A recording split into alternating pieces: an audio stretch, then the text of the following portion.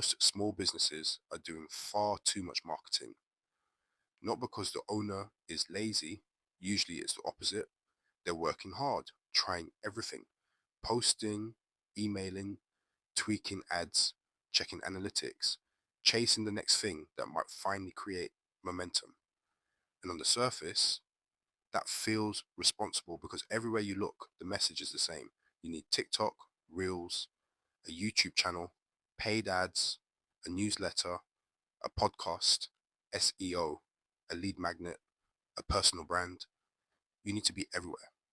And if you're not, it feels like you're falling behind. But here's the problem. Being everywhere doesn't automatically mean you're being effective. Sometimes it just means your attention is split into too many pieces.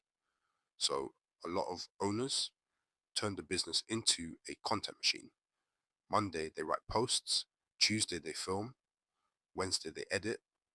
Thursday, they check ads. Friday, they rewrite emails. Then the weekend comes and they're already planning next week's calendar. Somewhere along the way, they stop feeling like the CEO of a business and start feeling like an exhausted content creator with invoices to send. The painful part is that when they finally look at the numbers, the effort doesn't match the results. The business is busy but not growing in proportion to the work. Lots of activity, little clarity, posts going out but not enough qualified inquiries, ads running but thin margins, and the pipeline still feels unpredictable. That's the complexity trap. The belief that more activity automatically creates more growth, more platforms, more content, more tools, more everything. But in a small business, complexity isn't always a sign of maturity. Sometimes it's a sign of confusion. Let's do a quick mental audit. Think about the last 7 days. How many marketing tasks did you touch? Posting, editing, checking analytics, planning content, scrolling competitors and thinking, maybe we should do that too. Now here's the important part. Don't just count the tasks. Ask which of them created a real business result. Not a like, not a view, not awareness. Something closer to money. A qualified inquiry, a booked call, a quote request, a sale. Picture your marketing week as two piles. One is activity, the other is commercial movement. For most businesses, the activity pile is huge and the commercial pile is tiny. That's the problem minimalist marketing solves. Not how do we do more, but which few things are actually moving the business. Quick example. A founder runs a small consultancy and decides this is the month they get serious. They post on LinkedIn daily, start a newsletter, film videos, run an ad, build a lead magnet, even plan a podcast. By month's end, they're exhausted. But only 2 people inquired, neither a strong fit and no calls were booked. How did I do that much and still not create momentum? That's the complexity trap, the feeling of progress without the conditions for growth. And this is where founders blame themselves. Not consistent enough, not creative enough. But often the problem isn't effort, it's that the effort is scattered across too many weak paths. Minimalist marketing isn't doing less because you're lazy. It's doing less because you're strategic, cutting away the channels and tasks that create noise so you can pour your energy into the few things that actually move the business. The goal isn't to be invisible, it's to be extremely effective. A small business doesn't need to dominate every platform. It needs to dominate the right conversation with the right audience, through the right channel, with a clear path to conversion. So we'll look at why diversifying across channels can be dangerous for small businesses, how to build a core asset that does the heavy lifting, how to create a simple one-channel engine, and how to purge the work draining your time. This isn't about shrinking your ambition, it's about concentrating your force. It starts with the first problem: too many channels. One of the most common pieces of marketing advice is that you need to diversify. Don't rely on one platform. Build presence everywhere. That makes sense for large companies. A major brand with a full marketing department, content team, media buyers, analysts, a real budget, can afford a dedicated team for each channel. But most small businesses aren't operating like that. Most have one founder, maybe a freelancer, and limited time. So When they copy the strategy of a big company, it doesn't create diversification, it creates dilution. Instead of one strong channel, they get five weak ones. Instead of depth anywhere, they're shallow everywhere. And you can see it. The LinkedIn posts are rushed, the emails inconsistent, the YouTube channel has 3 videos and no strategy. The podcast was exciting for 4 weeks and then vanished. That's not laziness. Every channel has a cost.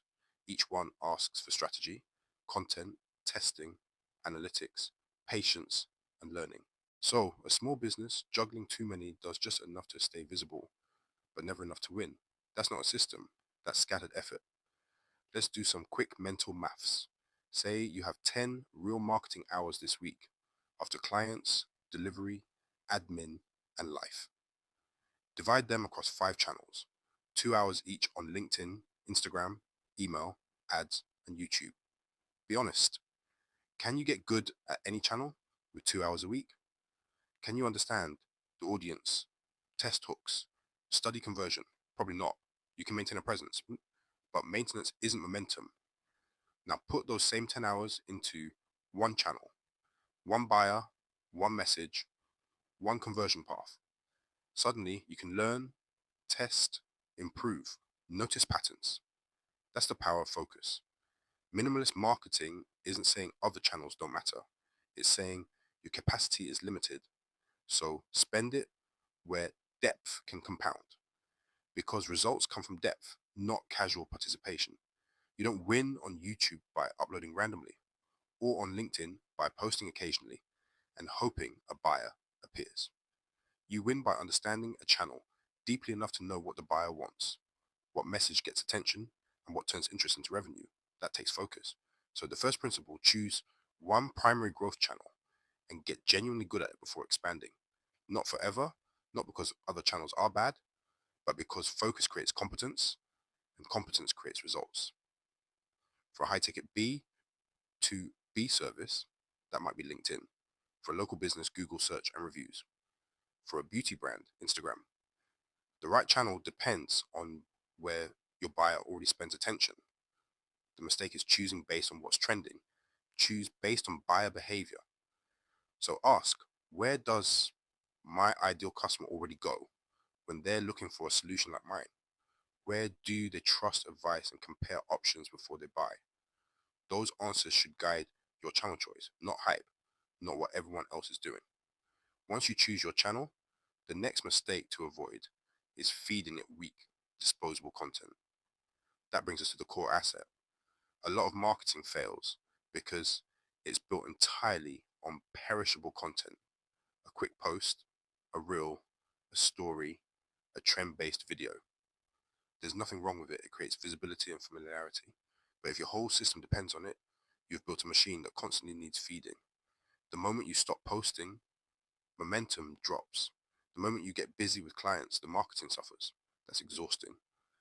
A minimalist strategy relies on something stronger, a core asset, a high value piece of marketing that doesn't expire quickly. It solves a real problem for your ideal customer, shows how you think, builds trust, and creates a bridge toward your paid offer. Imagine 2 options this month. Option 1, 30 rushed posts. Some do okay, some disappear, some get likes from people who will never buy, and by month's end you start again. Option 2, spend that same energy on one strong core asset. A guide, a checklist, a calculator, a case study. Something your best buyer will actually save, complete, or share, which has a better chance of creating serious trust, which keeps working after this week and can be sent to prospects and support sales calls. For most businesses, it's the core asset. A random post creates a moment. A strong asset creates a path. The format matters less than the function. It should help the right buyer understand their problem more clearly and see why your approach is the logical next step. Random content says, look at us. A core asset says, here's a valuable way to understand and solve the problem you already care about. A strong core asset has 3 ingredients. First, it defines the problem better than the customer can themselves. Buyers feel the pain before they understand the cause. A strong asset helps them say, that's exactly what's happening. If you can describe the problem with precision, they assume you can solve it. Let's make that real. An operations consultant works with overwhelmed founders. At first, they post random productivity tips: how to save time, how to delegate. Not bad, but it sounds like everything else. Then they build a core asset, the founder bottleneck audit. Instead of generic tips, it helps a founder diagnose where the business is too dependent on them. Where do decisions stop? Which tasks need your approval? What breaks when you take a day off? Now, the prospect isn't just consuming content, they're seeing their own business clearly, thinking, oh, I'm the bottleneck. The asset changed how they understand the problem. And once they understand it differently, they're far more open to the solution. Second, the asset needs an insight they haven't heard 100 times. This is where content fails. It repeats familiar advice. Post consistently. Know your audience. Charge your worth. True, but too familiar. A strong asset gives a sharper insight. Your marketing problem isn't visibility, it's channel dilution. Your pricing problem isn't affordability, it's poor value framing. Your burnout problem isn't time management, it's founder dependency. These shift the customer's understanding, and that creates authority. Third, the asset needs a clear next step. Don't educate people and leave them wondering what to do. If it creates clarity, it should create a path forward. Book a consultation, request an audit, complete the diagnostic. The next step should feel like the logical continuation of the value they just received. This is how your core asset becomes a salesperson. It doesn't pressure the buyer, it helps them understand the problem so clearly that the next step feels sensible. A salon could build a hair extension suitability guide. A financial service could build a pricing and profitability calculator that shows where margins are leaking. It doesn't just create attention, it creates qualified attention. And that's what most businesses need. 1 million views from the wrong people is useless. 100 serious buyers consuming a strong asset can change the business. Once you have that asset, you need the third part, the single engine. Here's where we simplify the whole system. A minimalist engine has 3 parts: one traffic source, one core asset, one conversion mechanism. The traffic source gets the right people to the asset. The asset builds trust and creates demand. The conversion mechanism turns interest into a sales conversation, booking, or purchase. Most businesses make this far too complicated. They send people to cluttered websites with too many calls to action. Follow, subscribe, download, watch, book, all at once. The buyer gets distracted, and distracted buyers don't convert.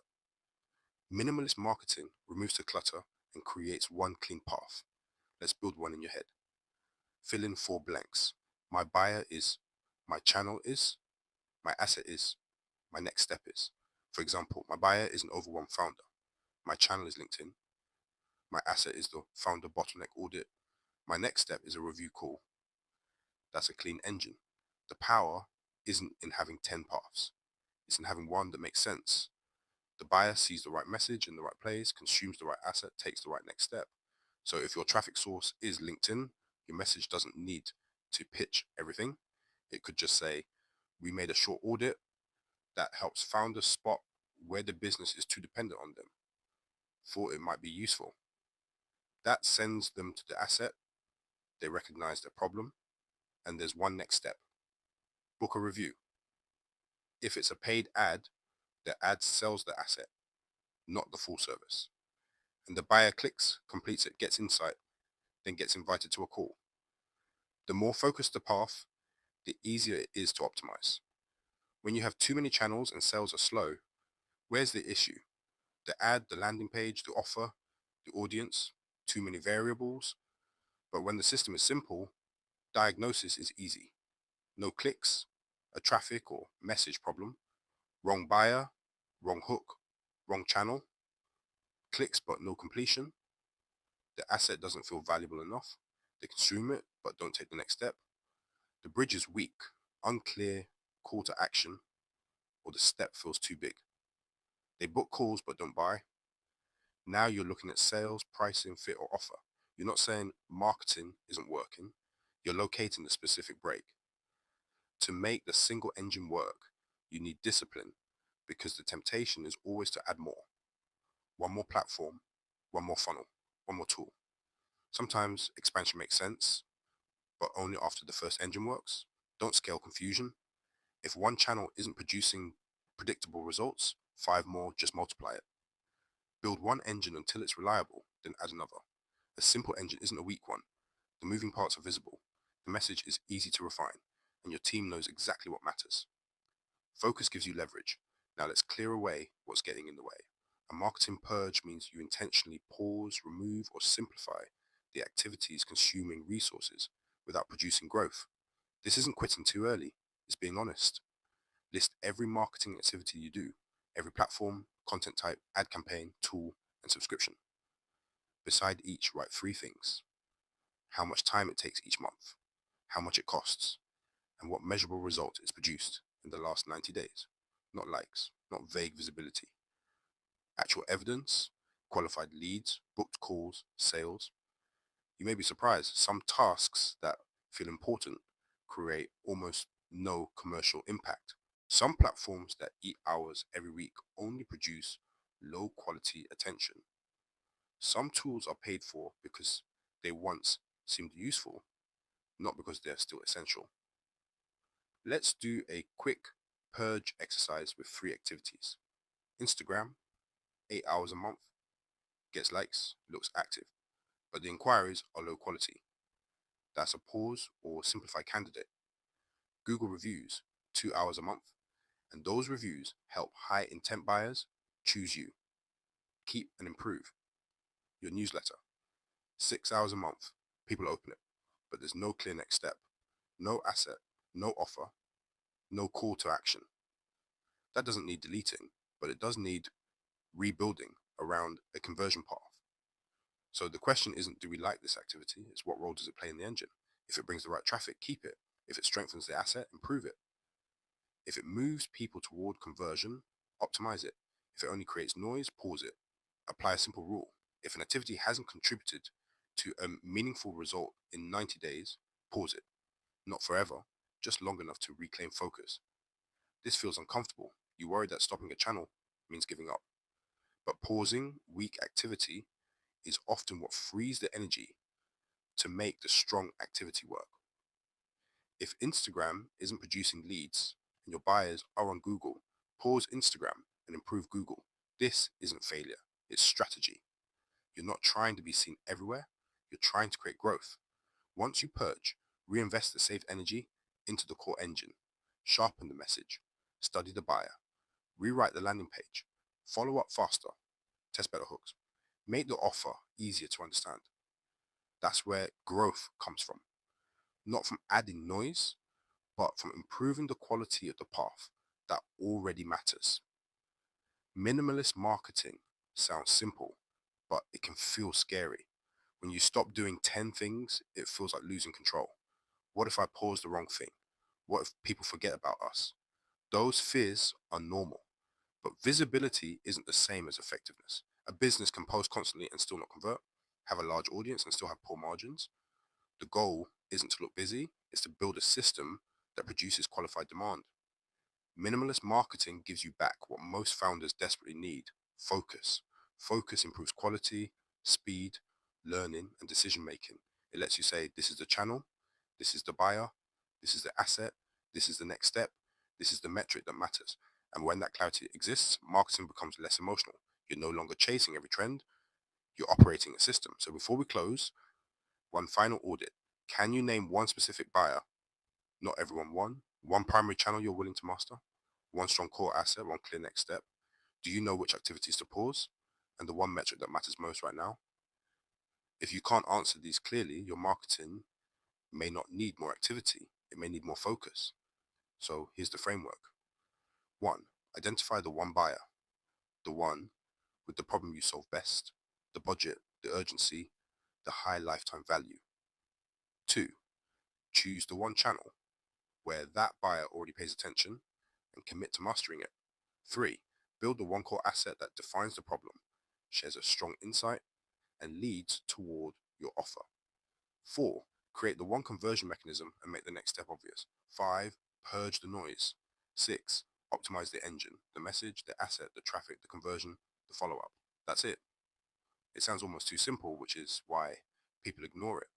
But simple doesn't mean easy. It takes discipline, the confidence to say no, and the honesty to admit some of your marketing is just motion. So stop trying to conquer every platform.